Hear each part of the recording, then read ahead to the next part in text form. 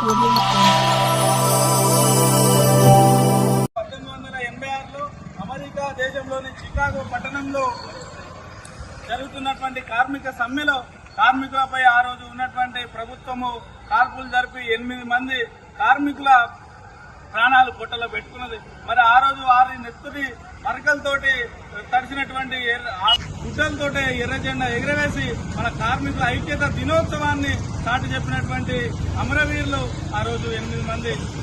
మరి ఈ అమరవీరుల స్ఫూర్తి తీసుకొని మనమంతా మేడే స్ఫూర్తి తీసుకొని మనం కార్మిక ఉద్యమాలు చేయాల్సినటువంటి అవసరం ఉన్నది.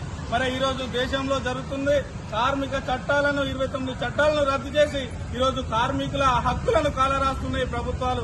మరి ఈరోజు మనకు ఆ రోజు మేడే రోజు జరిగినటువంటి ఆ 8 గంటల పని దినాన్ని ఎత్తివేసే కుట్ర ఇప్పుడు మళ్లీ ప్రభుత్వం చేస్తా ఉన్నది. అట్లాగే సంఘం పెట్టుకునే హక్కును కాలరాసే కుట్రను కేంద్ర ప్రభుత్వం చేస్తా ఉన్నది.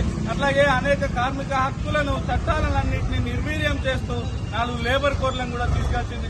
మరి ఇప్పుడు మన అందరం కూడా ఈ మేడే స్ఫూర్తితోటి కార్మిక హక్కుల కోసం మళ్ళీ ఐక్య ఉద్యమాల కోసం కూడా మనం అందరము సిద్ధంగా ఉండి మన హక్కులను మనం కాపాడుకోవాలని ఈ మేడే సందర్భంగా మీ అందరికీ పిలుపునిస్తూ, అట్లాగే దేశవ్యాప్తంగా ఈ నెల 20వ తారీఖున దేశవ్యాప్త సమ్మెకు కూడా మన కార్మిక సంఘాలు పిలుపునివ్వడం జరిగింది. మరి ఈ సమ్మె కూడా కేంద్ర ప్రభుత్వం అనుసరిస్తున్నటువంటి కార్మిక వ్యతిరేక విధానాలకు వ్యతిరేకంగా ఈరోజు మే 20వ తారీఖున సమ్మె జరుగుతా ఉన్నది. ఆ సమ్మెను కూడా ఈ మేడే స్ఫూర్తి తీసుకొని సమ్మెను విజయవంతం చేసి కార్మిక హక్కులను కార్మిక చట్టాలను కాపాడుతున్నామని ఈ సందర్భంగా మీ అందరికీ కూడా పిలుపునివ్వడం జరుగుతా ఉన్నది.